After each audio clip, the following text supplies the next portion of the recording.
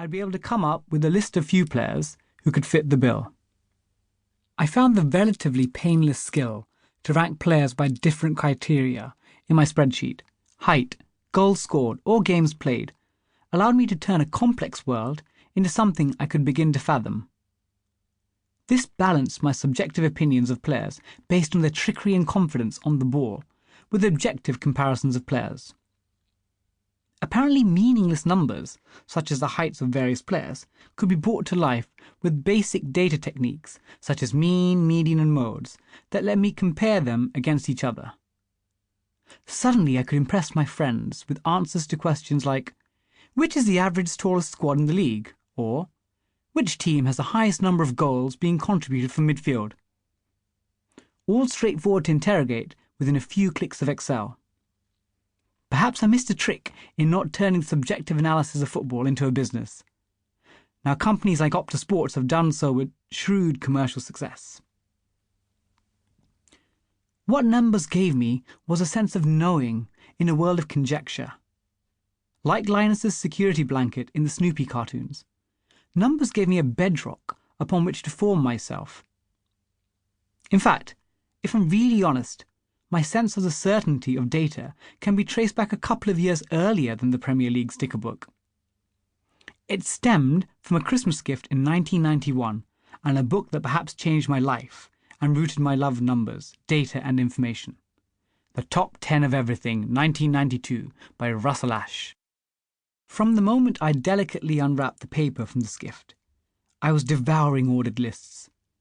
Lists about the top 10 tallest buildings in the world, the top 10 grossing films at the box office, the top 10 longest migration paths of any species, and more.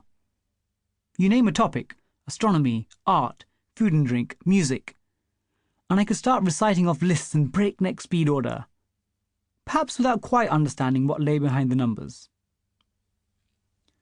The 1992 Barcelona Olympic Summer Games was the first time I saw a visually captivating way numbers could express the physical peak of young athletes.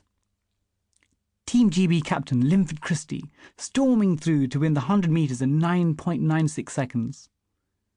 Carl Lewis edging out Mike Powell by 3 centimetres in an epic men's long jump final. Lavinia Milosevic's mesmerising floor routine in the gymnastics to secure her perfect 10.0 score.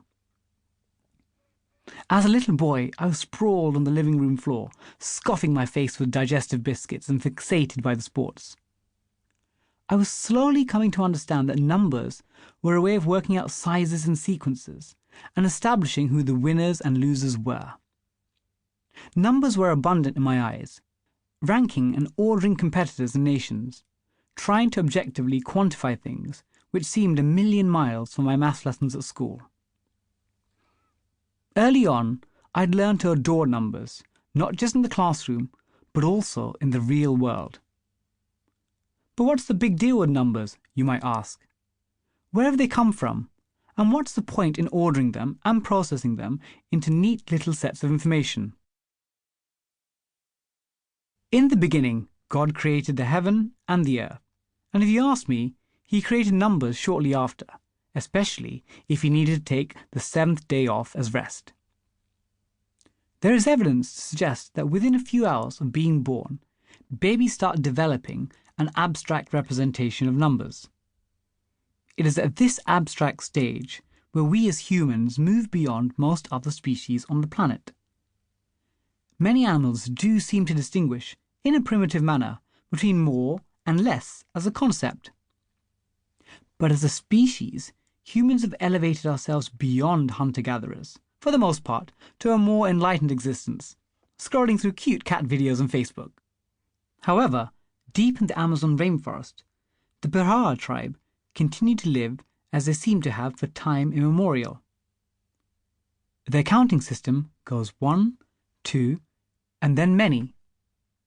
In a similar vein, the African Hadza tribe living near the Central Rift Valley in Tanzania count only up to 3 and no more. Both these tribes seem to operate their society without the need to use specific large numbers, such as 107. However, the vast majority of humanity continues to progress by establishing